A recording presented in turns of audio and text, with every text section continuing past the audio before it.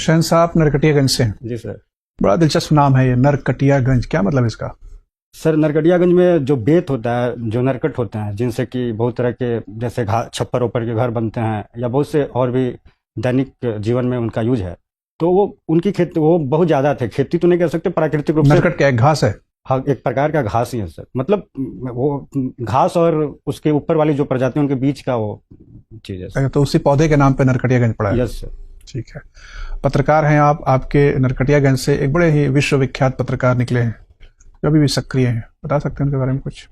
Sir Tufail Chaturvedi हैं जो BBC में काम करते हैं। ये बड़ा दिलचस्प नाम है, तुफैल चतुर्वेदी। Chaturvedi, yes sir. ये नाम कैसे आया? ये सर पहले उनका नाम तुफैल अहमद था। Yes sir. सर मैंने इस पे बहुत ज़्यादा रिसर्च नहीं किया क्योंकि मुझे उससे कोई व्यक्तिगत उनसे मुलाकात नहीं है, तो मैंने पूछा भी नहीं उनसे। अच्छा। जैसे उन्होंने जिहादी थ्रेट पर एक किताब लिखी है जो कि काफी चर्चा में है। बहरहाल ये बताएं कि नरकटियागंज को और किन किन कारणों से जाना जाता है? सर नरकटियागंज को तो सबसे पहले चंपारण सत्याग्रह में उसका एक अपना स्थान है, उसके लिए जाना जाता है। क्या स्थान है?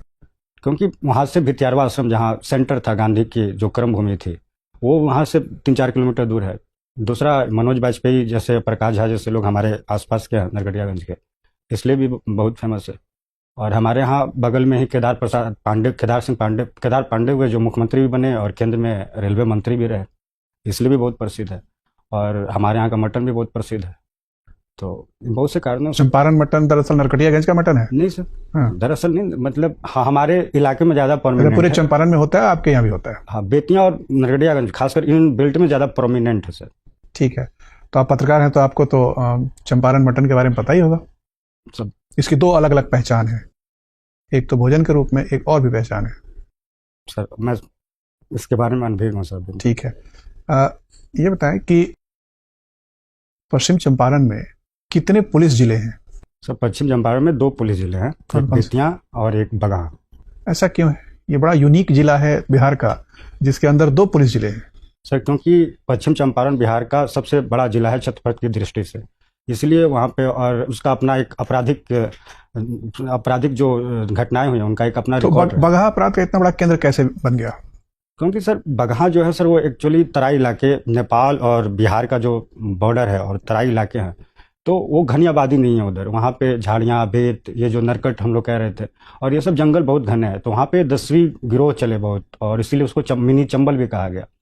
तो दुराह इलाका है जहाँ पे पुलिस का जाना, प्रशासन का अब्सेंस ऑफ गवर्नेंस है, तो इस कारण से वहाँ पे अपराध फले फूले। दूसरा है कि वहाँ की सर जो लोग हैं, वहाँ का जो सोशो इकोनॉमिक कंडीशन है, वो भी जो शहर हैं आसपास के, उनसे बहुत ज़्यादा डिफरेंस है, तो इसलिए भी वहाँ अपराध फले फूले।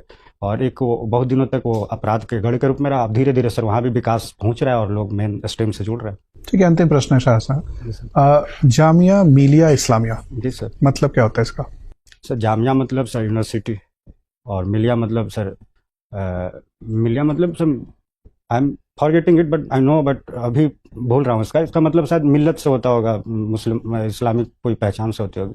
जामिया का मतलब सर यूनिवर्सिटी होता है। चलिए, धन्यवाद।